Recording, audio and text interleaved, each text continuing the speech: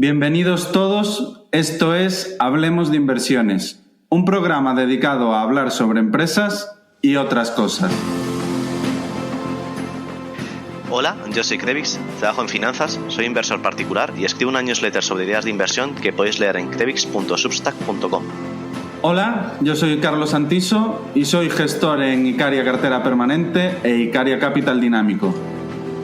Todo el contenido de este programa no supone una recomendación de compra ni de venta.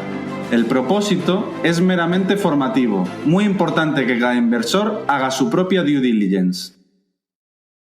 Bienvenidos todos. Me alegra enormemente anunciar el patrocinio de este capítulo, dado que se trata no solo de una gran opción para los inversores, sino también de mi propia casa, MyInvestor. Oye Carlos, tú que lo conoces bien, ¿cuál es su propuesta? Te cuento, MyInvestor ha llegado para quedarse en el panorama de fondos. Es una excelente opción porque dispone de arquitectura abierta, lo cual conlleva que puedas contratar los mejores fondos internacionales y que no solo apuesten por producto propio, el cual también tienen a unas comisiones muy competitivas, como un fondo que replica al Nasdaq y que, si no me equivoco, es el más económico del panorama español.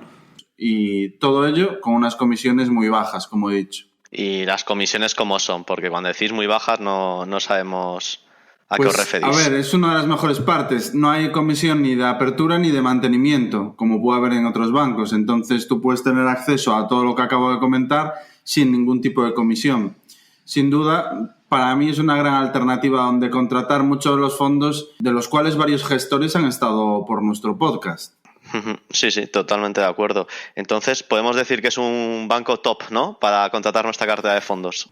No solo fondos, tienen muchos más productos, pero uno que ha introducido recientemente y que la verdad que es bastante innovador es la posibilidad de pedir un préstamo ignorando las participaciones que tengas en cualquiera de los fondos que tengas en cartera, con un tipo de interés muy competitivo, que es del 1,5%. Entonces te permite que si crees que a un plazo prudente vas a conseguir una rentabilidad con tu cartera, tus fondos, superior a ese 1,5%, pues puedas tener un pequeño apalancamiento, siempre de forma prudente, dado que el apalancamiento es algo que hay que hacer con muchísima cabeza.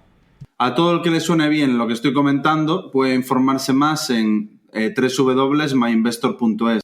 Y ahora sí, vamos con un nuevo capítulo de nuestro podcast. Hola a todos, bienvenidos una semana más a un nuevo capítulo de Hablemos de Inversiones. En febrero trajimos al invitado que viene hoy con nosotros, que es todo un lujo, para comentar el inicio de la guerra ruso-ucraniana. Un capítulo muy recomendable, que para todos aquellos que no lo hayáis escuchado, os lo recomendamos encarecidamente. Y Alex, lo primero, muchas gracias por estar de nuevo. Te traemos para comentar los recientes sucesos, contraofensiva ucraniana, la anexión de 4 regiones ucranianas a Rusia, tras los referéndums. Lo primero, muchas gracias de nuevo. ¿Cómo estás? Y bueno, ya te lanzo la pregunta después. Venga, perfecto. Pues muy bien. Gracias de nuevo por la invitación. Siempre es un placer compartir la tarde con vosotros dos. Y bueno, pues ha sido una semana francamente intensa, de aquellas que recuerdas cuando echas la mirada atrás, porque hemos tenido toda una serie de sucesos de importancia notable en toda la esfera geopolítica, que vaya, que de bien seguro pues van a dar que hablar ahora en la charla. Sin ninguna duda. ¿Tú, Krevix, qué tal? ¿Cómo ha ido la semana? Bien, la verdad, semana también movidita, como todos los finales de trimestre. Este año también en mercados pues están siendo cada trimestre peor. Gracias a Dios, pues mi cartera esta última semana ha subido después de todo septiembre cayendo, así que bueno, en ese sentido pues está un poco más contento. Pero bien, con ganas de este podcast con Alex. Sin duda un año que se está haciendo largo. Pues Alex, aprovecho para lanzarte la pregunta, que es una pregunta genérica. ¿Cómo ves la situación en general y qué podemos esperar de la situación actual? Bueno, vamos a ver, la línea del frente poco a poco se ha ido compactando. Pues empezamos en febrero con lo que parecía una ofensiva en múltiples sectores de forma simultánea y pues al final el tiempo de alguna manera ha ido poniendo cada cual en su lugar y constatado que el ejército ruso, pues teniendo en cuenta las capacidades técnicas y numéricas, tal y como se había planteado esta operación militar especial, pues no estaba capacitado para cometer una operación de esta envergadura, ¿no? Hoy por hoy la acción, por así decirlo, se concentra básicamente en la zona del Donbass, si bien es un frente que se extiende pues varios cientos de kilómetros, también en toda la zona de Zaporilla, de Jersón. Y bueno, lo que estamos viendo es que ha habido un cambio drástico en las dinámicas de los avances. Es decir, Rusia, que durante meses ha estado llevando la voz cantante, poco a poco se ha ido embarrando en la línea del frente con unos avances que eran cada vez más lentos, obstaculizado pues, por una mayor defensa de los ucranianos, que a su vez pues, se han visto favorecidos por las entregas constantes de armamento y de tecnología occidental. Y al mismo tiempo, pues los ucranianos, no solo es que han frenado el avance, sino que literalmente han ganado la iniciativa y ahora mismo son ellos los que están liderando pues, sobre el terreno mediante contraofensivas importantes, como la que vimos en toda la región de Kharkov, ganando ni más ni menos que 5.000 kilómetros cuadrados en cuestión de 48-72 horas. Y en las últimas horas pues hemos visto una reedición de este avance en una ciudad estratégica como era Krasny Liman, que hasta ahora funcionaba como un eje de comunicaciones y logística por parte del ejército ruso y que de alguna manera abre la puerta a mayores avances hasta territorios que hasta ahora parecían pues poco menos que una quimera, ¿no? Como esto el Oblast de Lugansk y demás. Es decir, que ahora mismo es el ejército ruso el que está claramente en una situación de retirada y a la defensiva, intentando consolidar pues, los avances y las ganancias que obtuvo en las primeras semanas del conflicto, y por contra Ucrania, que también se ve favorecida por una movilización general de toda su población, incluyendo, por ejemplo, también las mujeres, pues es la que, al disponer también de muchísimos más efectivos, pues está recuperando terrenos.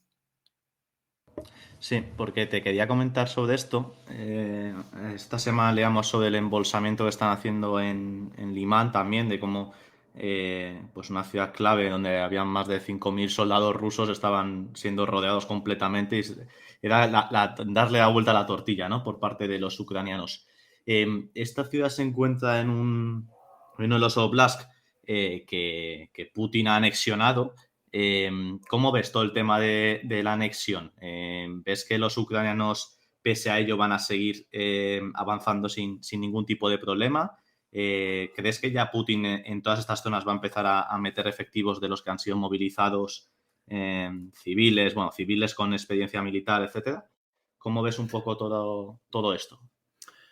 Bien, vamos por partes. Lo primero que querría puntualizar, que quizá parece una nimiedad, pero no está de más mencionarlo, es que este tipo de referéndums pues carecen de cualquier tipo de garantía legal basada en el derecho internacional.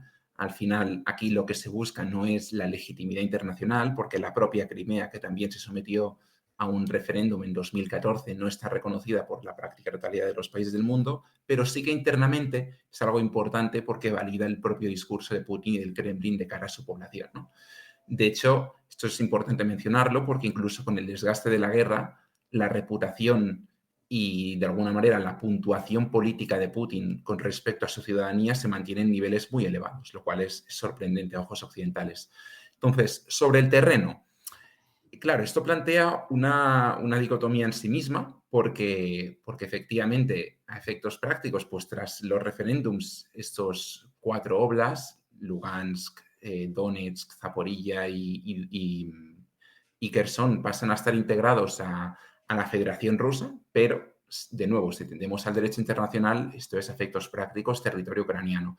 Entonces, de alguna manera, ambas partes juegan la baza de la defensa y de la soberanía, pero de alguna manera quien tiene más poder de represión y de represalia en este contexto pues es la propia Rusia. Yo personalmente no creo que Ucrania se deje amedrentar por por este anuncio. De hecho, el propio Zelensky ya dijo muy claramente que si se procedía con los referéndums, pues sencillamente no había nada que hablar con su homólogo ruso.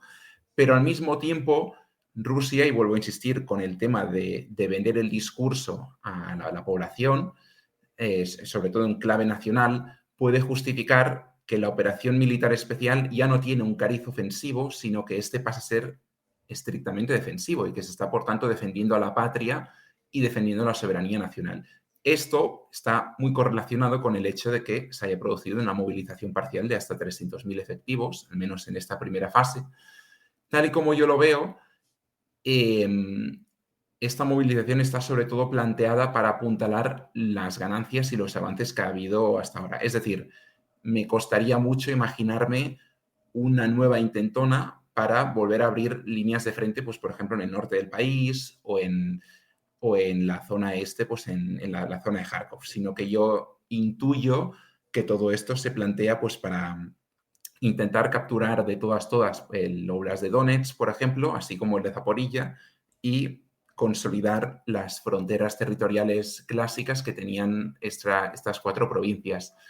Creo que al integrarlas en el territorio, pues de alguna manera se consigue ganar un poco más el favor popular, teniendo en cuenta que es una medida pues extremadamente impopular y que implica pues introducir a efectos prácticos la economía rusa casi en una fase de economía de guerra. Lo hemos visto también con todo el lobby militar del país, que se ha reunido en los últimos días con Putin, que están acelerando la puesta a punto de toda la maquinaria productiva bélica. Y claro, esto en sí mismo plantea una escalada. Pero, insisto, yo creo que Ucrania tiene su propia agenda, que al final no es otra que intentar seguir avanzando. Creo que juegan con una ventana de oportunidad todavía de entre 4 y 6 semanas, que es lo que yo estimo que vamos a tardar a empezar a ver llegar de forma masiva, pues una parte ya sustancial de estos 300.000 efectivos llamados a filas. Y cuando este periodo transcurra, sí que creo que entraremos en una fase, perdón, creo que entraremos en una fase más de estancamiento, porque al final hay muchísimos efectivos en ambos bandos movilizados y vaya, el conflicto tal y como se está planteando hoy por hoy casi recuerda más al de la Primera Guerra Mundial, es decir, un conflicto estancado a base de trincheras. Si a eso le sumamos que coincide también con el endurecimiento de las condiciones climáticas y la llegada del frío, no me sorprendería que viésemos pues, una tentativa o un cierto órdago por parte de Rusia para intentar llegar a un alto el fuego o algún tipo de acuerdo de mínimos al constatar que el frente en sí mismo está estancado. Pero insisto, para eso hará falta que movilicen pues, los efectivos, porque hoy por hoy quien lleva la voz cantante del terreno, al menos por ahora, es Ucrania. Sí, porque la impresión que das de fuera al menos, yo me gusta seguir el conflicto de cerca. Sé que Carlos no es muy tan fan de todos estos temas geopolíticos, pero yo soy bastante friki, aunque bueno, tampoco llego a un nivel de entendimiento total, ¿no? De todo lo que está ocurriendo. Por eso me gusta mucho tenerte aquí para aprovechar y preguntarte de dudas.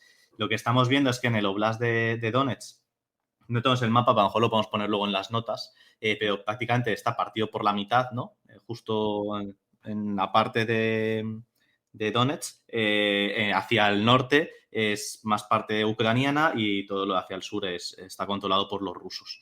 Entonces, Donetsk es la capital de ese oblast. ¿Qué puede pasar ahí? Que Ucrania, empieza Ucrania llegando a Donetsk y atacando, porque sería ya un golpe muy fuerte, ¿no? Para el control de todo el oblast en general.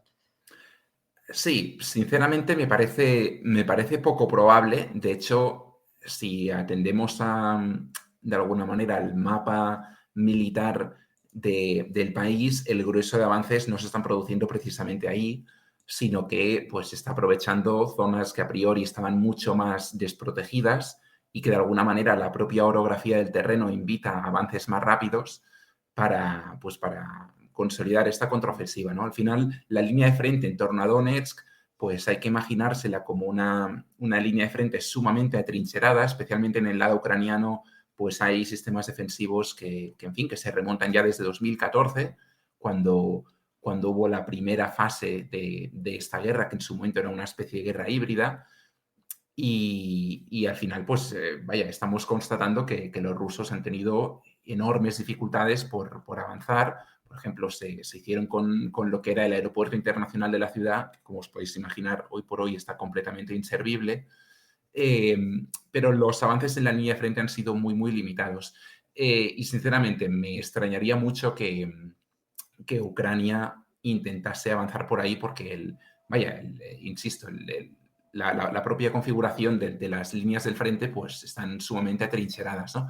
Además, es una ciudad que ha estado muy castigada por el fuego de artillería, en este caso ucraniano, y justamente el favor de la población, al menos en esa ciudad en concreto, no es precisamente del agrado de Kiev. Con lo que no me parece un objetivo civil estratégico como para priorizarlo en la línea del frente. Así que personalmente no creo que vayamos a ver ningún tipo de intento en la zona. Antes pues se van a seguir potenciando los avances o bien en Lugansk, donde juegan con la inercia a su favor, o bien en la zona de Gerson, donde al final Rusia tiene la dificultad añadida, pues que hay el gran río que de alguna manera separa los oblasts y, en fin, presenta una dificultad logística añadida que al final esto también juega en favor de los ucranianos.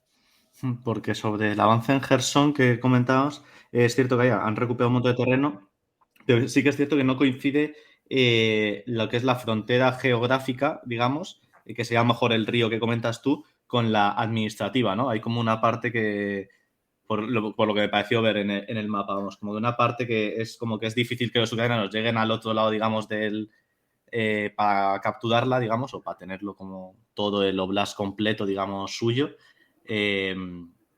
antes de pasar hacia Lugansk.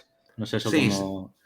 bueno, Gerson y Lugansk están a extremos opuestos. Quiero decir que entre una y otra hay cientos de kilómetros, pero lo que es Gerson como tal sí que tiene razón en el hecho de que se han sobreextendido y de hecho Rusia controla una parte de lo que es el siguiente oblast, que es el de Nikolaev, y de alguna manera si atendemos a los resultados del referéndum, pues no corresponden con los límites territoriales planteados por el Kremlin y en fin, y en ese sentido no me sorprendería que viésemos pues una retirada táctica para encontrar pues líneas de apoyo defensivas más sólidas, ¿no? En un momento dado. Pero bueno, insisto, son líneas de frente que están bastante enquistadas. Al final tengamos en cuenta que la orografía de Ucrania pues está muy condicionada por multitud de ríos, afluentes, hay zonas pues muy boscosas, es decir, el avance en sí, condicionado por la propia naturaleza, no es precisamente sencillo. Y a eso pues hay que sumarle un incremento de alguna manera de la fuerza tecnológica que obstaculiza pues, los avances por ambos lados. Es decir, cualquier tentativa rusa se enfrenta a piezas de artillería modernas de las que dispone Ucrania, como los César que ha proveído Francia, toda la inteligencia estadounidense, drones, etcétera, etcétera. Pero es que Rusia empieza a disponer también de su civil, en este caso iraní. Los iraníes, ya advirtió la CIA hace unos meses, estaban proveyendo pues, cientos de drones a las fuerzas rusas. Muchos de ellos son drones kamikaze, que además tienen un alto valor en un conflicto como este porque tienen un coste muy, muy bajo y, sin embargo, tienen una altísima fiabilidad. Y al final, pues todo ello está derivando pues, en un conflicto más tecnológico y, como estamos hablando de grandes llanuras, de grandes estepas, cualquier avance pues, se ve muy entorpecido. Sí, me he equivocado yo que era entre Kharkov y Lugansk, que está el río, a ver qué te digo, Oskil, que es como lo que era más la frontera, digamos, geográfica, pero no era la administrativa con el norte. Sí, que me he mezclado Kharkov y Gerson. Sí, es que ya demasiado. No, sobre la parte de Gerson te quería preguntar que sí que era muy importante también porque si los rusos avanzasen y llegasen a Odessa, digamos, es donde les quitarían y atacasen Odessa. Ahora mismo, pues, en su momento lo han atacado, ¿no? Pero no están ahí ahora mismo. Sí que sería muy importante porque les quitarían todo el acceso al Mar Negro de salida de los puertos ucranianos. Sí, por supuesto. Al final, vamos a decirlo, sí, el sueño húmedo del Kremlin es reconstruir lo que ellos llaman Novorrusia o Nueva Rusia, que no deja de ser pues, una serie de territorios en los que se incluyen pues, los 4 ya mencionados y a los que habría que sumar Kharkov, Dnipropetrovsk, Nikolaev y Odessa. Este territorio, si atendemos a las elecciones generales que ha habido en Ucrania en los últimos 25 o 30 años, veremos que en prácticamente todas las elecciones siempre había una victoria de los partidos que eran claramente prorrusos. Es decir, que étnicamente hablando, pues el posicionamiento de la población estaba mucho más alineado a los intereses de Rusia y de alguna manera ellos escenifican pues todo este territorio como la gran aspiración militar sobre el terreno, ¿no? Pero es igualmente cierto que hoy por hoy, tal y como ha quedado constatado en el terreno militar, pues Rusia no dispone seguramente ni de la tecnología ni de las capacidades militares y técnicas, por no hablar de los recursos humanos, para plantear una ofensiva de esta envergadura. Y antes de Odessa hay que tener en cuenta que hay que capturar la propia Nikolaev, ¿no? Pero en cualquier caso sí que sería, sin duda alguna, la estocada final. Al final, Ucrania es un país cuya economía depende enormemente de las exportaciones, especialmente exportaciones agrícolas y metalúrgicas, y el grueso de la infraestructura exportadora del país está enfocada a través del Mar Negro. Tanto los puertos de Nikolaev como de Odessa canalizan en torno al 90-95% de la salida de estos productos. También tenía un papel importante la zona del Mar de Azov, pero ya a efectos prácticos ya es como un mar interior de Rusia, porque se lo ha anexionado. Y sí, sin duda sería pues la estocada final para hacer capitular al país, ¿no? Pero insisto, hoy por hoy creo que estamos en una situación muy distante, hasta el punto de que la propia Rusia, constatando que no tiene capacidad para hacerse pues, con estas zonas, acabó cediendo a la presión internacional y hace cosa de 2 meses, en una cumbre trilateral en Ankara entre Turquía, Ucrania, Rusia y de alguna manera la intermediación de Naciones Unidas, pues accedió a crear un corredor seguro para dar salida al gran ucraniano, ¿no? Que llevaba ya muchos meses amontonándose en los hilos y que al final juega un papel geopolítico muy importante porque nutre a países muy desfavorecidos, pues empezando por Oriente Medio, pues por el Cuerno de África, el Sahel, etcétera, etcétera. Entonces, lo que podemos, a lo mejor, en resumen, digamos, es vemos la contraofensiva ucraniana que continúa fuerte y van recuperando diferentes terrenos, aunque, bueno, sigue siendo, pues, como tú bien dices, una guerra ya de trincheras ahí en el frente bastante complicada, y los avances rusos parados prácticamente por completo, más en una fase de defender el territorio ganado. En este caso es difícil avanzar también porque, como tú comentas, los sistemas HIMARS que ha dado Estados Unidos pues son muy devastadores para el avance ruso y lo que vemos es que llega el invierno, llega el frío, llega el barro y bueno, pues el avance completamente parado, ¿no? En este caso, pues no sé qué es lo que espera hacer Ucrania, si continuar intentando avanzar o guerra, un poco de guerrillas, digamos, ¿no? De emboscadas a convoys y demás, porque parece bastante complicado si Rusia empieza a mandar muchos efectivos a defender esos territorios ya ganados, que también puedan continuar con su contraofensiva, ¿no? O sea, podemos ver un estancamiento de la guerra que lleve muchos meses. No sé cómo... Si lo ves igual. Efectivamente. Ya estamos, de hecho, empezando a ver las primeras lluvias de la temporada. Todo este sistema de odazales y del barro que se forma ahí, pues se conoce popularmente como la Rasputitsa, ¿no? Que se hizo especialmente famosa en la Segunda Guerra Mundial, atrapando a buena parte de las fuerzas nazis en su intento por avanzar hacia Rusia.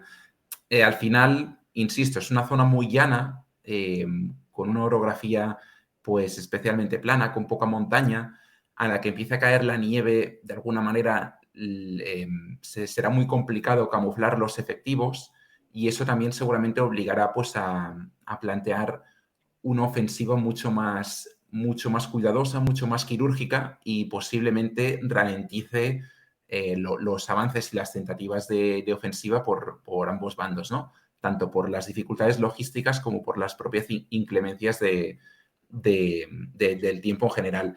Yo insisto, creo que los ucranianos especialmente cuentan con viento de cola para las próximas 4 o 6 semanas, pero en cuanto empecemos a ver un despliegue masivo de las fuerzas llamadas a filas en Rusia, pues obviamente la disparidad de fuerzas, que hoy por hoy es abismal, quedará sustancialmente reducida y eso pues no hará otra cosa que propiciar un estancamiento de la línea al frente. Y si a eso le sumamos la dependencia energética europea, todavía con un sesgo importante por parte de Rusia, pues seguramente invite a pensar en algún tipo de alto el fuego o algún tipo de tregua. No sé si al nivel de los acuerdos de Minsk, que de alguna manera se instaron a raíz de las revueltas de 2014, pero sí que creo que podría ser realista llegar a algún tipo de acuerdo, más que nada porque, insisto, el propio despliegue, la propia disparidad de fuerzas en ambos bandos, pues hará muy complicado cualquier tipo de avance, ¿no? Y sí, lo más probable es que se enquisten las posiciones y todo ello derive, pues, en una guerra de desgaste en la que hay, pues, mucho que perder y, sinceramente, muy poco que ganar. Pues Alex, muchas gracias por el dibujo, que como dice Krevix, la verdad que a mí no me da la vida para seguir todo y este es uno de los temas donde estoy más perdido, por lo que me está veniendo genial este podcast. Os lo agradezco a los dos. Y una pregunta que te quería dejar es, dado el estancamiento y cómo se están dando los sucesos y demás, aunque sé que es muy poco probable, pero ¿crees que hay posibilidades de que surja en algún momento un ataque nuclear? Bueno, es una muy buena pregunta. Creo que la gran mayoría de la población no le da ningún tipo de legitimidad a esta variable, más que nada porque tendemos a asociarla pues como el caso más extremo, ¿no? Entre los sabidos y por haber, por todo lo que ello implica, tanto a nivel de destrucción como pues, la apertura de un conflicto a escala global, etcétera, etcétera. Aún así, creo que es importante no menospreciar las palabras de Putin. Por ejemplo, esta misma semana hablaba que el único país que las ha utilizado a lo largo de la historia es Estados Unidos, y luego añadió una frase que puede parecer una tontería, pero que invita a la reflexión. Dijo, y aquello sentó un precedente. Y yo creo que las armas nucleares forman principalmente un elemento disuasivo en el arsenal de cualquier país con tecnología nuclear. Es decir, que principalmente están planteadas para evitar que terceras partes pues, se sumen al conflicto, como hemos visto de hecho en el caso de Ucrania. Es decir, sí que se está proveyendo de material militar para defenderse al país, pero en ningún caso estamos viendo pues, un llamado a filas de los países europeos como para enviar batallones y brigadas, ¿no? En cualquier caso, si se viese comprometida la integridad territorial rusa, y tengamos en cuenta que cuando ahora hablamos de integridad territorial, pues hay que tener en cuenta los 4 oblasts que se han anexionado, pues sí que todo ello podría derivar en una escalada que perfectamente incluyese una amenaza velada de uso de armamento nuclear. Si esto se diese, insisto, es un caso remoto, pero ni mucho menos descartable, seguramente estaríamos hablando de lo que se llaman pues, armas tácticas, es decir, pensadas para tener un impacto en una región muy específica y no tanto pues, concebidas como se plantearon pues, hace 80 años en Hiroshima y Nagasaki, ¿no? Cuando se tiraron realmente en centros de población urbana y pues tuvieran un impacto y un alcance devastador. Yo personalmente, insisto, no lo descarto, pero creo que estamos bastante lejos. De hecho, la propia Estados Unidos ha advertido a Rusia en las últimas semanas de las consecuencias que todo ello tendría. Pero bueno, cuando veo los indicadores, lo que se conoce como el DEFCON, pues todavía estamos en una situación de prealerta de relativa tranquilidad, aunque obviamente es algo que hay que seguir. Ya, yo la verdad es que siempre tengo ahí el ese, sobre todo más por el hecho no de una escalada de ataques nucleares, que es lo que siempre comenta la gente, ¿no? Este Doomsday en el que todo el mundo entre Estados Unidos y Rusia se bombardeasen, sino más como, pues como tú comentabas, usar de forma disuasoria un ataque nuclear en una población o algo, simplemente para demostrar el poder que tiene Rusia y que le mantengan el respeto, ¿no? Digamos, un poco con esa idea. Entonces, bueno, esperemos que no ocurra, pero sí que es verdad que es una cosa que siempre está por ahí pululando y que da un poco de miedo pensar. Exacto. En cuanto al otro tema candente de estas semanas, que ha sido el sabotaje al Nord Stream, estas 3 o 4 fugas que ha habido, ¿no? Debido a explosiones, por lo que comentan. Primero de todo, no te voy a preguntar quién lo ha hecho, porque eso solo lo sabe el que lo ha hecho. Pero, ¿cómo crees que esto puede acontecer al mercado de gas europeo y sobre todo a las relaciones ruso-alemanas, ¿no? Que de esta forma se corta completamente la gran dependencia, ¿no? que tenían entre ellos dos, sobre todo? Sí, vamos a ver. Pues evidentemente no podemos saber quién está detrás, aunque sí que de alguna manera podemos hacer una pequeña lista de candidatos, y es que al final no hay tantos países que tengan capacidad de sabotaje subacuática pues a este nivel, ¿no? Pues obviamente está Rusia, está Estados Unidos, está Reino Unido, habría que ver si la propia Francia, en fin. Pero creo que es algo que no sé si llegaremos a saber algún día por las implicaciones que tiene un acto de estas características. Todo parece indicar que realmente fue un sabotaje. Al final tengamos en cuenta que eran 2 tuberías que a efectos prácticos estaban en desuso. En el caso de Nord Stream 2 directamente nunca llegó a ponerse en funcionamiento, y en el caso de Nord Stream 1 recordaréis toda la cuestión de las turbinas, en fin, del rifirrafe diplomático entre Gazprom, Siemens y demás, que no se ponían de acuerdo con el tema del mantenimiento, estaciones de compresión, etcétera, etcétera. Pues era un gasoducto que ya llevaba varias semanas completamente parado. Desde aquel parón programado para hacer reparaciones, pues ya se acabó extendiendo de forma indefinida y ya no volvió a la actividad. Entonces, más que tener un impacto práctico de cara al suministro europeo, de hecho, al día siguiente, si bien el índice TTF holandés subió un 7%, no fue una subida especialmente importante teniendo en cuenta la magnitud del ataque, ¿no? Y esto, pues, viene a responder un poco lo que comento. Era una infraestructura que estaba paralizada de forma indefinida y que había ciertas dudas de que volviese a ponerse en funcionamiento.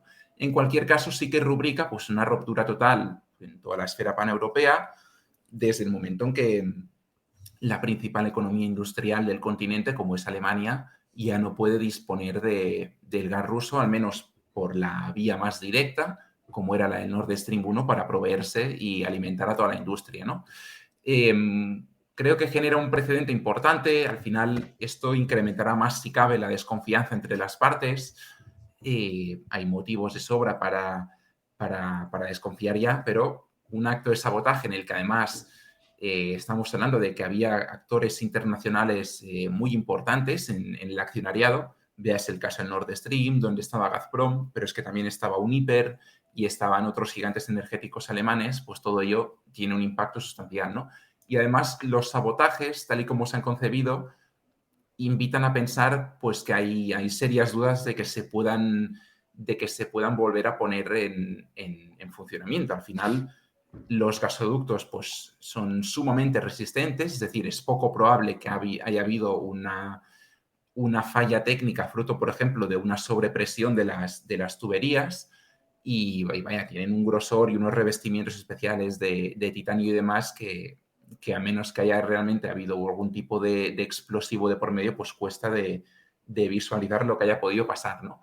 Creo que esto pues abre la puerta a una militarización de la región, en este caso en concreto del Mar Báltico, y además vamos a ver pues cómo la infraestructura energética, que hasta ahora jugó un papel, si bien importante, relativamente marginal dentro de las prioridades geopolíticas de los estados, pues se van a poner en el centro de la agenda, ¿no? Hemos visto cómo Noruega pues ha empezado a reforzar de forma drástica a través de patrulleros, de submarinos, de fragatas, de aviones, sus plataformas extractivas en el Mar del Norte. Reino Unido pues, está instando hacia la misma dirección, la propia Dinamarca, que en los últimos días pues, inauguró junto a Polonia el Baltic Pipe, también está en alerta máxima y, pues vaya, seguramente todo ello propicie una militarización de este tipo de infraestructuras, más si cabe cuando todos estos países, por ejemplo, han reportado presencia sospechosa de drones en la zona y que, en fin, en un contexto de alerta como en el que estamos, no hace más que avivar el fuego, ¿no? Y bueno, ¿en qué se puede traducir todo esto en este caso concreto en el mercado gasístico ya pensando en Europa? Pues al final las conexiones históricas con Rusia pues cada vez son menos, queda cortada el Nord Stream, a su vez el gasoducto de Yamal Europa que cruzaba Bielorrusia a su paso por Polonia también está a cero. Y hoy por hoy únicamente quedan dos vías importantes. Por un lado está el Turk Stream, si bien es verdad que el grueso del gas que circula por ahí se queda en la propia Turquía. Y luego está, paradójicamente, los gasoductos que cruzan Ucrania, que hoy por hoy son los únicos, pese a la guerra en curso, que siguen nutriendo de gas a Europa. Pero si tuviese que mojarme, creo que es cuestión de semanas de que, en el mejor de los casos, de que los flujos se paren por completo, más que nada porque Gazprom ya soltó esta misma semana un globo sonda aduciendo que la principal compañía estatal ucraniana estaba en una lista de sanciones dentro de Rusia y en ese supuesto, pues Gazprom tendría serias dificultades para pagar los peajes a su homólogo ucraniana por dejar circular el gas hacia Europa. Y obviamente si Gazprom no paga a los ucranianos, pues los ucranianos no dejarán que el gas circule hacia Europa. Más teniendo en cuenta que los depósitos subterráneos de gas ucranianos a duras penas están al 30% y estamos ya en octubre. Pues muchas gracias, Ale. Es una foto muy interesante sobre todo lo que está sucediendo y demás y cómo Europa cada vez se está quedando en una situación más delicada. Yo te quería preguntar sobre qué tipo de empresas crees que se pueden beneficiar más y cuáles menos en este entorno. Bien, vamos a ver. El sector de la defensa, pues obviamente está llamado a salir reforzado. La práctica totalidad de los países de la OTAN han comprometido o al menos hecho anuncios claros en pro de un incremento del presupuesto de defensa. Luego también creo que es importante mencionar que si bien el gas por tubería juega un papel cada vez menor, el que nos llega a través de buques metaneros está ganando enteros, por tanto, todo lo que son compañías navieras dedicadas al transporte de gas natural tienen muchísimos números para verse especialmente beneficiadas, más si cabe las que hacen la ruta atlántica a través de Estados Unidos, donde pues, toda la cuenca del Golfo de México pues, está en una situación de enorme producción, ¿no? Aún incluso teniendo pues, el problema técnico que hubo en la planta de exportación de Freeport hace ya cosa de 3 meses, que en un momento inicial parecía que iba a comprometer los flujos hacia Europa, pero que al final se han acabado compensando, incrementando más si cabe las exportaciones de otras plantas. Creo que también pueden beneficiarse en este entorno compañías de seguros, no solo por el propio contexto de incrementos de los tipos de interés, sino por el propio impacto de la guerra, que al final pues, invita a tomar medidas preventivas en muchos ámbitos y muchos sectores estratégicos. ¿Qué más? Hablando también en clave energética, creo que una situación como la que estamos viviendo ahora en Europa puede propiciar una aceleración de la transición energética. En ese sentido, pues, por ejemplo, las renovables están llamadas a salir reforzadas y muy especialmente pues, todo lo que engloba el autoconsumo, ¿no? Cuando tenemos precios de la electricidad completamente por las nubes, incluso con topes a los precios, por ejemplo, del gas, como hemos tenido en el caso de la excepción ibérica, pues invita al ciudadano a tomar medidas más drásticas en ese sentido. Por poneros un dato, en el mes de septiembre en España, solo en España, se estaban instalando diariamente 30.000 paneles solares, diariamente, principalmente pensados en clave de autoconsumo. Estamos hablando de casi 1 millón al mes. Pues bueno, esta es una tendencia que seguramente se acelere y pues hay una serie de compañías que también están bien posicionadas para beneficiarse en ese sentido. Y por lo demás, pues está todo muy sujeto al propio ciclo económico. Como ya sabemos, pues hay vientos de recesión, especialmente en la Unión Europea, y más si cabe a las puertas del invierno. Con un endurecimiento de la política monetaria, pues habrá que ser sumamente selectivos con los sectores. Yo creo que en el caso de las materias primas todavía puede haber recorrido en más de una y más de dos, pero quizá todavía es pronto para sacar conclusiones, porque sí que es verdad que, por ejemplo, el propio mercado del petróleo presenta un déficit estructural importante y que si están manteniendo los precios a raya está siendo básicamente porque se están liberando masivamente barriles de las reservas estratégicas de Estados Unidos, pero esto al final tiene un límite y cuando este placebo, cuando este oxígeno artificial que se está induciendo al mercado frene en seco, pues habrá que ver cuál es la propia reacción del mercado. ¿Cómo ves las empresas de carbón? Que es la otra. La idea de que, oye, pues a falta de gas o mientras el gas está llegando en el LNG, una de las opciones que tienen algunos estados es ponerse a quemar carbón y generar esta energía de esta forma. Aunque no Sí, sea lo ESG, ¿no? que han estado buscando en Europa en los últimos años. sí, bueno, primero habría que plantearse hasta qué punto las políticas ESG pues todavía hay que tomarlas mínimamente en serio.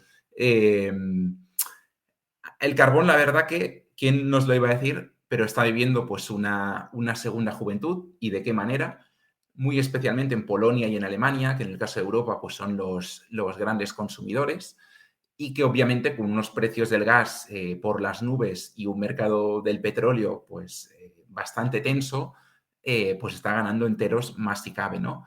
De hecho, en algunas cuencas como la del Rin, en Alemania, pues es habitual ver estos días un trasiego constante de barcazas de carbón yendo a alimentar pues multitud de centrales térmicas que estaban o bien en clara fase de cierre o directamente desconectadas del sistema y que se están reabriendo. Y es una situación que se está repitiendo en muchos otros países, como Austria, como Francia, como Italia. La propia España lo hizo en Aspontes, importando carbón desde Reino Unido. Y hay otros mercados donde, pues, de alguna manera todavía juega un papel mucho más preponderante, como Estados Unidos, donde efectivamente están generando pues, un nivel de beneficios extraordinario. La Agencia Internacional de la Energía, de hecho, esta misma semana apuntaba a que el consumo de carbón, en el mejor de los casos, no tocaría techo hasta 2024. Esto también tiene mucho que ver con China y con India, que por sí solas pues, acaparan en torno a 3/4 del consumo mundial.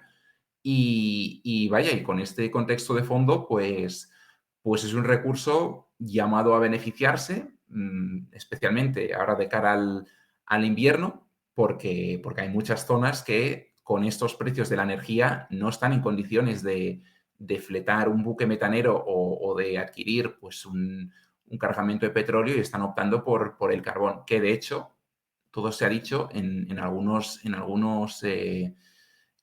puntos, como por ejemplo el carbón de Newcastle de Australia. Si trazamos la comparativa de precios con respecto al Brent, pues es incluso ya más caro, lo cual da idea del apetito creciente que estamos viendo.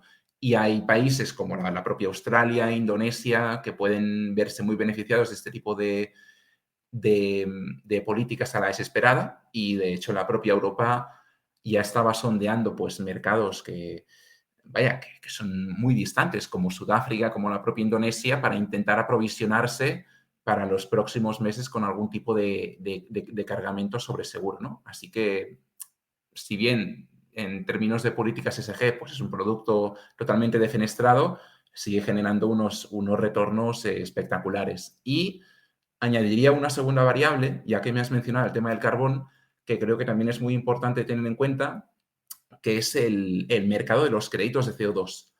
En Europa, pues es donde hay el mercado más consolidado en ese sentido. También hay uno en China, otro en Estados Unidos, si bien están en una fase más incipiente.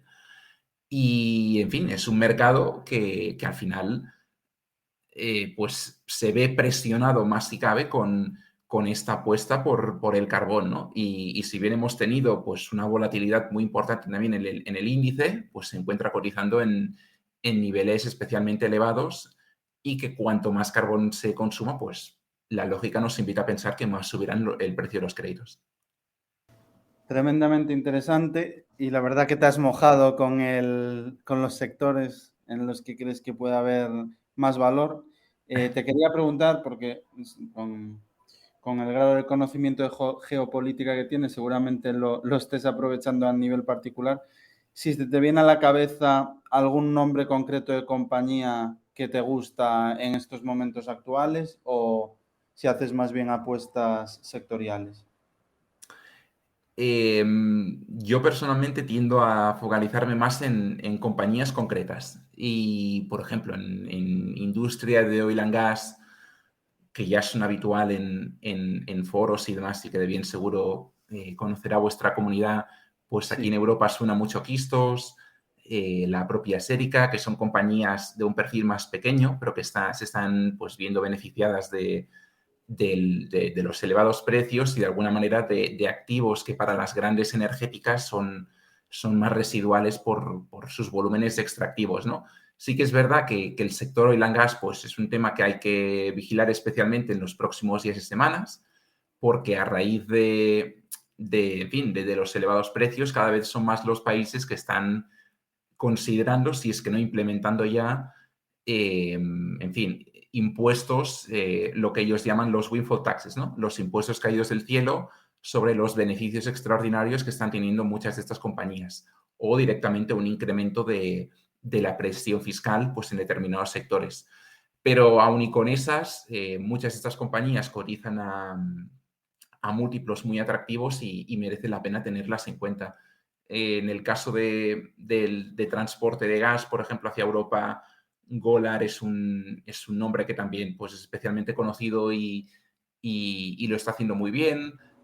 Por ejemplo, hace escasos días eh, se abrieron las dos primeras terminales flotantes de almacenamiento y de regasificación en Países Bajos y ahí estaba la propia Golar.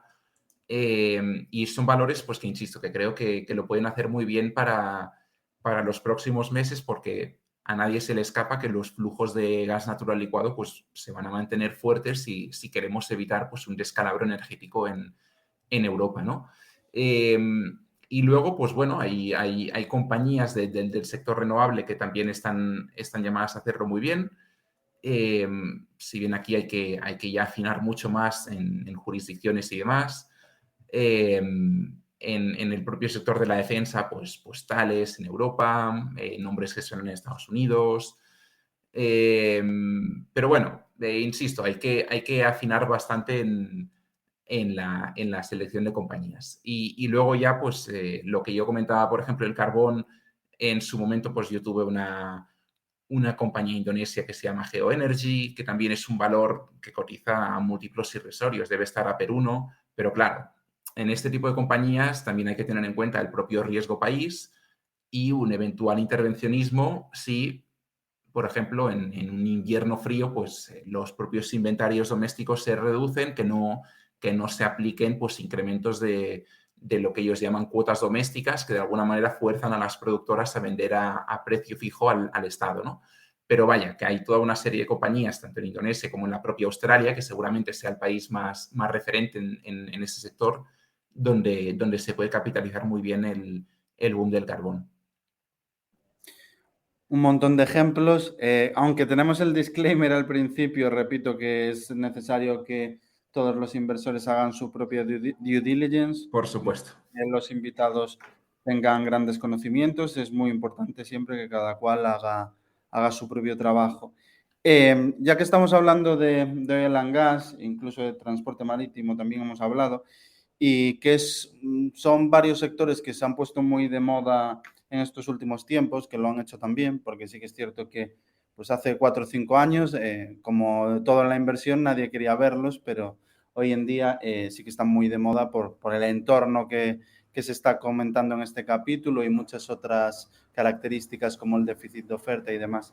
Para todos aquellos que quieran aprender a valorar y entender un sector como el de oil and gas o el de las materias primas, el de shipping, el de gaming, cualquiera que sea, deben conocer que hemos montado un programa con una institución de primer nivel como es el IEB, donde hay profesores pues como mi buen amigo Ayuso, Gabriel, está Alejandro de Oros, José de Cima, está Dani Tello, estoy yo, está Flavio de Andrómeda. Bueno, hemos intentado juntar profesores de máximo nivel y con un perfil muy práctico para que el curso sea lo más práctico posible y todas las personas puedan aprender a analizar y entender los sectores desde una perspectiva no teórica, como digo, práctica, viendo los modelos de valoración y entendiendo los puntos claves y bueno, pues para todos aquellos que les interese, la verdad que está yendo muy bien, tenemos un montón de apuntados, dejaremos el enlace en la descripción. Así que nada, aquí una pequeña promo del curso que estamos muy contentos de poder formar parte del claustro.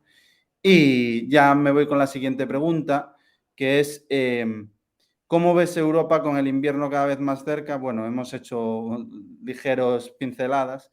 ¿Y qué países crees que son los que más sufrirían ante esta situación? Bien, muy buena pregunta. Vamos por partes. Por un lado, niveles de almacenamiento, que quizá es un termómetro que nos puede ser especialmente útil para ver un poco la situación en la que estamos. Recordemos que ya antes del verano, la Unión Europea se conjuró para llegar al 1 de octubre con al menos el 80% de los almacenamientos subterráneos de gas llenos, y para el 1 de noviembre se habían marcado el hito del 90%. Pues bien, estamos a 2 de octubre y se superó con creces la referencia del 80% marcada, y en algunos países directamente están ya por encima del 90% y hasta en el 100%. Así que en ese sentido, bien. Aún así, creo que es importante diferenciar determinadas regiones, porque, por ejemplo, toda la zona Europa del Este, como también es normal, que a su vez es mucho más dependiente del gas de Rusia, pues tiene unos inventarios en niveles ligeramente inferiores, que pueden oscilar entre el 65 y el 75%. Entonces, este tipo de países, pues, por supuesto, los bálticos, repúblicas soviéticas y demás, sí que de buenas a primeras, más teniendo en cuenta que a priori la dureza del invierno tiende a cebarse más con ellos, pues pueden sufrir más en los próximos meses, ¿no? También es verdad que desde Europa se está intentando remar hacia un mercado eléctrico mucho más homogéneo, mucho más interconectado, pero hoy por hoy la realidad es que todavía pues, hay muchísimo trabajo por hacer. Por ejemplo, en nuestro caso doméstico, en el caso de España, que es el país de Europa con la mayor infraestructura de regasificación, con muchísima diferencia además, pues tenemos un invierno, si bien complicado, a priori bastante más tranquilo, y lo podemos afrontar con bastante más optimismo que otros países, ¿no? Como por ejemplo la propia Italia, que hasta ahora era mucho más dependiente de Rusia y que está intentando hacer pues malabares para proveerse sobre todo con países del norte de África, como Algeria, como Egipto, e intentar potenciar un poco la zona del Mediterráneo Oriental, que es otro hub gasístico que está creciendo con fuerza. Aún así, me gustaría pues hacer una nota recalcando el papel que todavía juega Rusia. Es decir, cuando hubo los sabotajes en Nord Stream, pues leía muchas voces, incluso gente a priori muy autorizada y muy válida, que argumentaba que de alguna manera con la pérdida de ese gasoducto, pues el leverage que ejercía Rusia sobre Europa, pues se había diluido completamente, y que de alguna manera la capacidad que tenía de chantajear al viejo continente pues ya era prácticamente nula. No, y creo que es algo que hay que tener todavía muy presente.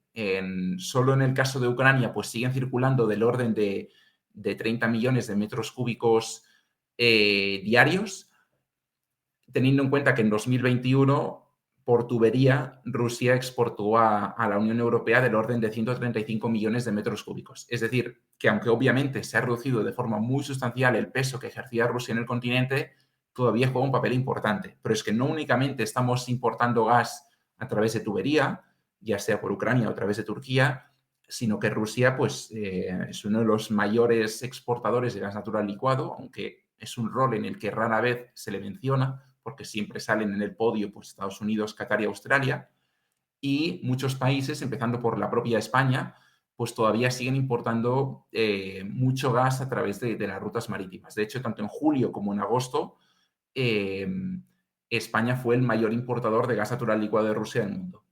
Lo digo para poner en perspectiva pues, el peso que todavía juegan en nuestra balanza energética.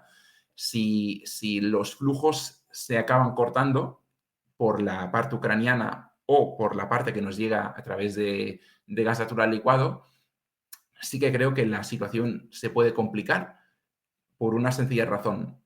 El grueso del vacío que hasta ahora había dejado Rusia lo han compensado pues Noruega y Estados Unidos en mayor medida. Pero es que ambos países están operando prácticamente al 100% de su capacidad teórica de exportación y de hecho, pues el hecho de estar funcionando a un porcentaje de capacidad de exportación tan elevado propicia que pueda haber fallas técnicas o que, en fin, que las plantas tengan que ser objeto de mantenimiento pues, de forma más habitual, ¿no? Para evitar posibles problemas o que haya que acometer ciertas reparaciones. Entonces, estamos en un mercado sumamente tensionado, que yo lo definiría como que está sujeto por pinzas, que cualquier pequeño desliz, cualquier pequeña disrupción en el suministro pues puede derivar en problemas importantes y a todo ello pues hay que tener en cuenta que incluso con los flujos de Noruega y de Estados Unidos pues Europa está abocada a reducir drásticamente el consumo interno,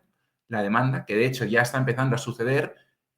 Lo que quizá es más problemático es que no tenemos unas cuotas de reducción impuestas, sino que hoy por hoy la Comisión Europea únicamente las considera como voluntarias, de libre elección por parte de los Estados miembros. Entonces, países como Alemania, por ejemplo, deberían hacer más esfuerzos si quieren evitar pues, verse comprometidos de cara a los tramos finales del invierno y las proyecciones que se disponen hoy por hoy es que si los flujos a través de Ucrania se cortasen, insisto, creo que es un escenario bastante plausible, en el mejor de los casos Europa tendría gas hasta marzo. Por entonces los almacenes estarían al cero y teniendo en cuenta que por aquel entonces todavía hay una salida neta superior a las entradas, pues nos podría situar en una tesitura complicada y abriría la puerta, por ejemplo, a racionamiento energético o vaya, esperemos que no, pero a determinados apagones, ¿no? En según qué zona. Entonces, pues bueno, creo que es un invierno que apunta a ser complicado. Me da la sensación personal que desde Bruselas se insta a proyectar una sensación de que la situación está completamente bajo control. Creo que se puede sortear el invierno con ciertos equilibrios, pero en ningún caso, pues me atrevería a vaticinar que es un invierno que está resuelto y que vaya, que están los deberes hechos, sino que todavía queda muchísimo por hacer. Perfecto. Yo te quería preguntar sobre una parte de Europa que nos interesa mucho, que es nosotros, sobre España. ¿Cómo ves el proyecto del MidCat, del gasoducto que une España con Francia, que Macron ha estado tan negativo con él y no ha querido continuar impulsándolo? Pese a que el canciller alemán sí que pedía, oye, pues que se empezase a suministrar desde la parte sur. Y luego, ¿cómo ves un poco España energéticamente, ¿no? Nosotros tenemos varias centrales de LNG para coger el gas y regasificarlo y suministrarlo. Y aparte tenemos los gasoductos del Magreb y de Argelia, ¿no? Si no estoy equivocado. ¿Cómo ves esta situación para España? ¿Crees que aquí podemos ver cortes? ¿Crees que España está en una situación un poco de mayor ventaja en ese sentido? ¿Cómo lo ves un poco? Y también pues tu opinión sobre lo de Francia, ¿no? Que que parece un poco más estrategia política que otra cosa, ¿no? Poca solidaridad, ¿no? En la Unión Europea, por lo que parece. Sí, efectivamente. A ver, vayamos por partes. Por un lado, España como tal, pues sí que es verdad que dispone de una infraestructura de entrada gasística muy importante. Durante muchísimos años, todo se ha dicho, criticada, porque de alguna manera respondía a esta política de excesos que, pues, tan característica, por desgracia, ha sido en nuestro país y que, pues, en fin, había sobredimensionado de forma, pues, muy notable las proyecciones de consumo interno, ¿no? Pero que en un contexto de extrema tirantez en el mercado, pues está dando sus frutos. Sí que es verdad que la capacidad de almacenamiento subterráneo de gas en España es muy limitada. Recordaréis el tema de la planta Castor en la zona del Levante, que al final pues, no salió adelante por los seísmos y por los terremotos que se producían al inyectar el gas en el subsuelo marítimo, pero de alguna manera lo que se intentaba con aquel proyecto era incrementar la capacidad de almacenaje que podría tener España para el caso del gas natural, que si no me falla la memoria, creo que nos cubre la demanda interna para 20 días, es decir, que es algo bastante residual. En cualquier caso, en nuestro caso, insisto, como tenemos una infraestructura de regasificación muy importante, con 7 plantas a las que se unirá una octava en los próximos días, cuesta pensar que vayamos a pasar penurias, porque al final, desde el momento en que tenemos un gran proveedor como es Estados Unidos cubriéndonos las espaldas, pues tenemos partimos de una posición de ventaja con respecto del resto de Europa, ¿no? Dicho esto, el caso de Francia, pues efectivamente responde a cuestiones de índole más política, me atrevería a decir incluso de índole geopolítica. Tengamos en cuenta que históricamente Francia ha sido un exportador neto de electricidad, por supuesto también hacia España. De hecho, si miramos las gráficas de los últimos 5 años, veremos que, sin ir más lejos, en el lustro entre 2016 y 2021, en el quinquenio, si no en todos, prácticamente en todos los meses de esos 5 años, Francia exportaba netamente electricidad producida de su extenso parque nuclear, ¿no? Entonces, cuando en su momento se le planteó a Macron la idea de retomar el gasoducto del MidCat, puede entenderse que recele en tanto en cuanto, insisto, en un periodo histórico pues mínimamente extenso, los datos nos dicen que ha sido Francia la que ha exportado electricidad hacia España, ¿no? ¿Qué pasa? Que Francia tiene un parque nuclear que empieza a ser envejecido, que se acerca a los 40 años de edad en el grueso de sus reactores, que hoy por hoy lo conforman 56 reactores nucleares, y los fallos técnicos, los fallos imprevistos son cada vez más habituales. Y a ellos, por supuesto, se les suman las paradas teóricas planificadas, ya sea por temas de recargas de combustible, por revisión de potenciales errores técnicos, etcétera, etcétera, ¿no? Claro, esto plantea un debate en clave nacional que, por un lado, ellos lo intentan resolver con más inversión en energía nuclear, todo se ha dicho, una inversión a muchos años vista, pero claro, al mismo tiempo abre la puerta a que por primera vez Francia no sea un país netamente exportador, sino que necesite de su vecindario, como la propia España, para nutrirse energéticamente hablando, ¿no? Esto plantea un debate en el seno del Elíseo, porque de alguna manera a Francia le iba muy bien marginalizar a España, energéticamente hablando, porque al final España es un país que está llamado a liderar pues, la transición energética y se podría convertir perfectamente en un exportador neto de electricidad hacia Europa en los próximos años si las inversiones millonarias que están aconteciendo tanto en solar como en fotovoltaica, perdón, en eólica, pues fructifican, ¿no? Y esto no le interesa a Francia porque al final perdería su propia hegemonía, su propia preponderancia con sus países periféricos y de alguna manera pues ese leverage político que podía aplicar hacia países como Alemania, como Italia, como Suiza, etcétera, etcétera. Además hay una segunda variable que creo que vale la pena comentarlo y es que la apuesta nuclear de Francia también es una apuesta en clave neocolonial. Es decir, el gran patio de influencia francés, que es toda el África francófona, en buena parte se justifica por las políticas energéticas del país. Y es que en torno a un 20% del uranio, sin ir más lejos, que consume Francia proviene de Níger, de las minas que hay en el norte del país, en Arlit. Minas que están, por supuesto, operadas por una compañía multinacional francesa, que es Orano, y de alguna manera la dependencia del uranio permite también a Francia imponer su propia agenda y su propia geopolítica en la zona, ¿no? Ya sea mediante destacamentos militares, como hasta ahora era la Operación Barkhane, en toda la zona del Sahel, con apoyo político, inteligencia, etcétera, etcétera. Es decir, que ya no es solo un tema estrictamente energético, sino que de alguna manera si Francia da su brazo a torcer y al final sale adelante una infraestructura como es la del MidCat, perdería hegemonía y perdería influencia energética y de rebote pues su posición en muchos países de África donde todavía goza de una cierta posición privilegiada pues también se vería bastante más diluida, ¿no? Hoy por hoy, sinceramente, me cuesta pensar que vayan a cambiar las cosas, si bien es verdad que tras el sabotaje en Nord Stream 1 las cosas pueden cambiar. Y en ese sentido, pues la propia Francia esta semana ha abierto la puerta a plantear una renegociación de términos con España por el tema del proyecto del MidCat. Y entre tanto, pues lo que se ha hecho ha sido potenciar la unión que hay entre Francia y España a través de Irún.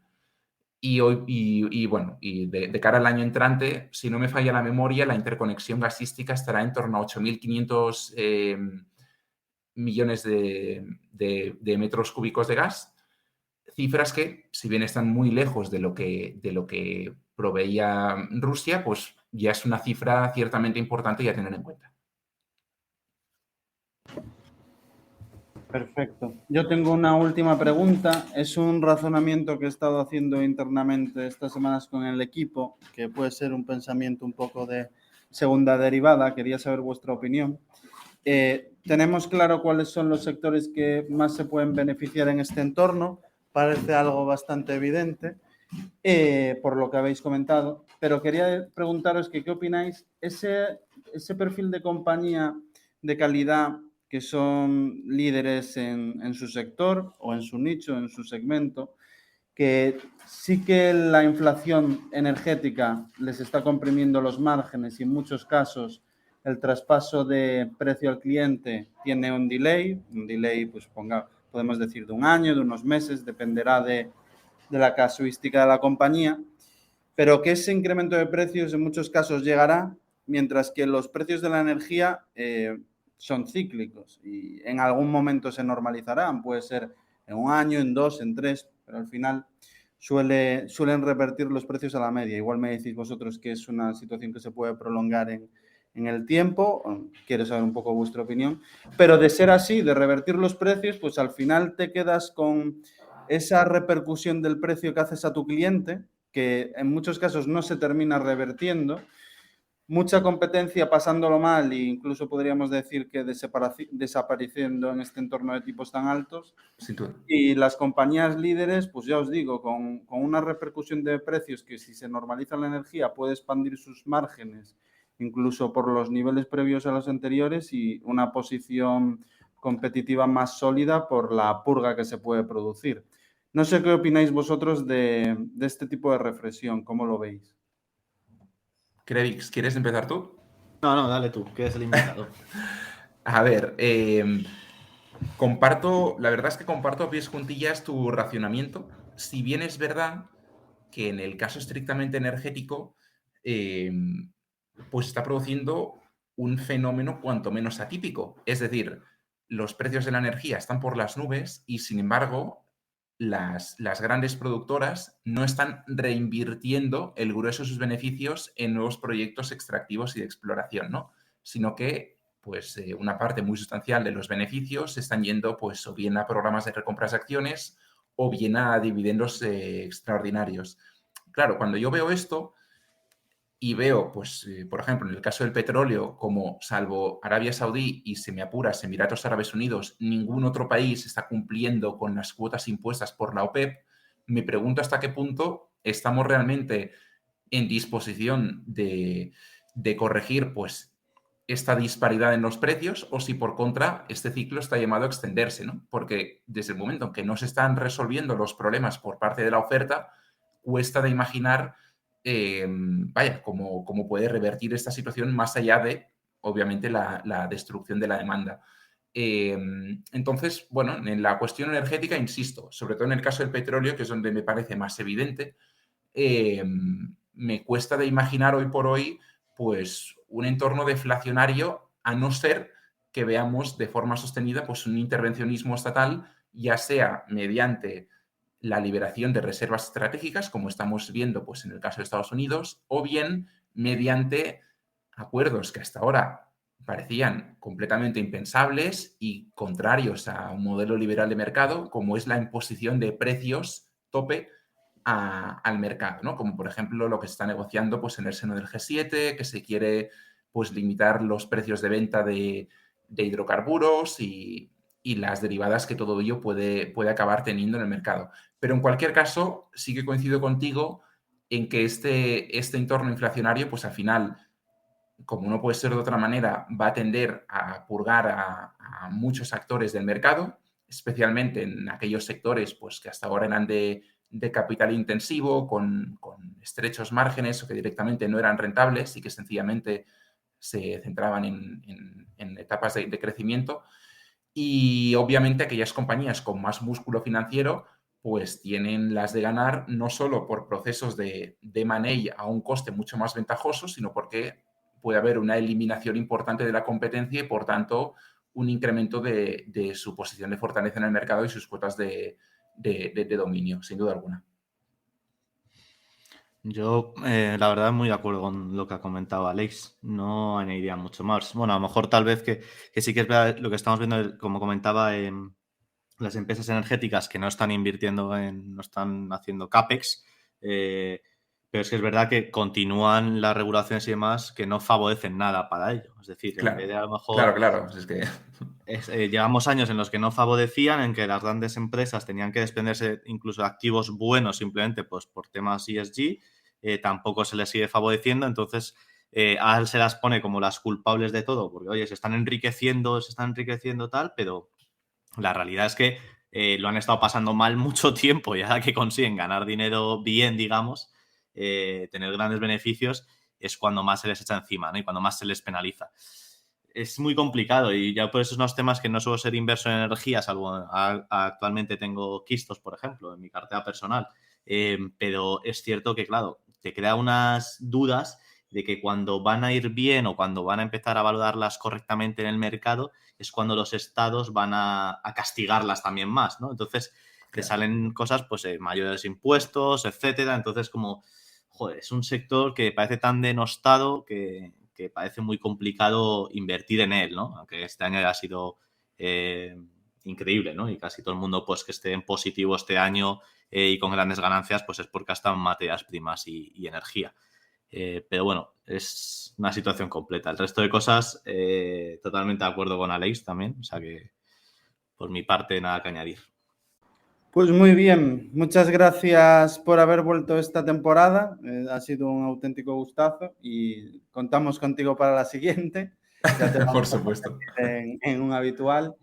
Y a los oyentes, muchas gracias por estar ahí una semana más. Recordar que vuestro like influye mucho para que consigamos visibilidad y seguir haciendo el trabajo que estamos haciendo. Y bueno, nos vemos la semana que viene. Que tengáis un buen fin de semana a todos. Un saludo. Buen fin de semana.